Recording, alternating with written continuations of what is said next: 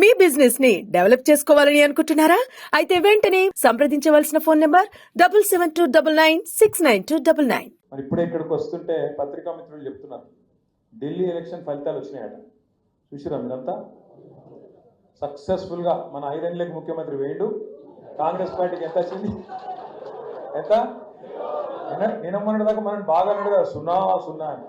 ఆయనకు కూడా వచ్చింది గాడిది గుడ్డు 0. మనోడు పోయి మొత్తానికి మహారాష్ట్రలో కూడా కొట్టిండు. ఆడ ఇంకా కొన్ని వచ్చినట్టున్నాయి. ఇక ఢిల్లీకి పోతే మాత్రం నాశనం అయిపోయింది. ఇప్పుడు అడుగు నాశనం అయింది, ఆడ ఖతమే అయిపోయింది. ఇప్పుడు 0. కానీ ఒక్కటి మాత్రం రాహుల్ గాంధీకి మనందరం మంచిగా సపోర్ట్లు కొట్టి అభినందనలు చెప్పాలి.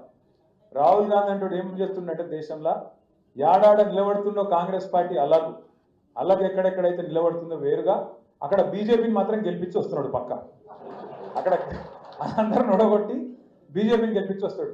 ఇవాళ ఈ దేశంలో నిజంగా చెప్పాలంటే నరేంద్ర మోడీకి బీజేపీకి అతిపెద్ద కార్యకర్త ఎవడన్నా ఉన్నాడా అంటే రాహుల్ గాంధీ, రేవంత్ రెడ్డి.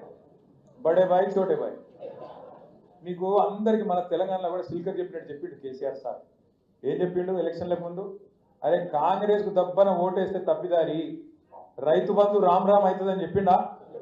అయిందా? ఇప్పుడు మళ్ళీ ఎక్కడో అక్కడ రైతులు మైకు పెడితే ఎట్లా తిరుగుతున్నారు?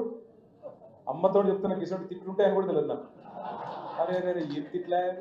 నేను తాత తిడుతుండు. 4.5 నిమిషాలు ఉంది ఆ వీడియో. ఒక 4.5 నిమిషాలలో ఒక 400-500 తిట్లు తిట్టిండు.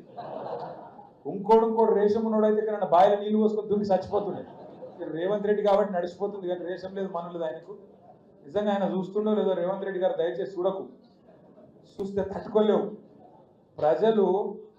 ప్రజలు సంవత్సరం లోపలనే గుర్తించారు. వికారాబాద్లో మీరు ఇవాళ ఏ ఊరికన్నా మీ ఇష్టం. అది ప్రసాద్ సొంత ఊరు అన్నీ ఉంటుందా? కర్ణాటక. మా స్పీకర్ గారు సొంత ఊరు కంటే కర్ణాటక పోన్నాడు కావద్దులే. కానీ ఏ ఊరంటే ఆ ఊరుకోని, ఏ ఊళ్ళకి పోయి మీరు గొట్టం పెట్టినా, ఏ ఊళ్ళో పోయి ఏ మనిషి కూడా గొట్టం పెట్టినా ఆ తిట్టుడు, ఆ లొల్లి. నమస్తే అక్కడ పెద్దలు శ్రీమతి సబితా ఇంద్రారెడ్డి గారికి స్వాగతం, సుస్వాగతం. ఒక్క ఆడబిడ్డ కూడా లేదండి ఇప్పుడు నేను వచ్చేసిన అంటున్నాక. మన అక్క ఒక్కటి 1 కోటి మంది ఆడబిడ్డలు పెట్టు కాబట్టి గట్టిగా సపోర్ట్. అయితే సంవత్సరం కిందట నేను వచ్చిన వికారాబాద్కి వచ్చిన, మరపల్లికి వచ్చిన, ప్రచారం చేసిన, ఆనంద్ భాయ్ కోసం తిరిగిన. అప్పుడు మంచిగా ఎక్కడ పోతే అక్కడ ఉత్సాహం మాత్రం మంచిగా కనబడ్డది. ఈరోజు ఉన్నట్టు జోష్ ఆ రోజు కూడా ఉన్నది. ఆ రోజు కూడా నేను ఆనంద్ గెలిచిపోయిన అనుకునే పోయినా. మళ్ళీ ఏమైందో ఆఖరిలో మరి పట్నం మహేందర్ రెడ్డి వెనుపోటు ఓడిచినా ఏం జరిగిందో కానీ అయిందా? అదే గసంటోళ్ళు కొంతమంది సరే మంచిగా జరిగింది. ఎందుకంటే కుండ వలిగింది కానీ కుక్క బుద్ధి తెలిసినట్టు అయింది ఇప్పుడు మనం. ఎందుకంటే లంగలు ఎవరో దొంగలు ఎవరు మనోళ్ళు, ఎవరు ఇంటోళ్ళో, ఎవరు దొంగలో ఇప్పుడు మాత్రం తేలిపోయింది. ఇక పార్టీ కూడా సబ్బు పెట్టి అడిగినట్టు మంచిగా సాఫైంది.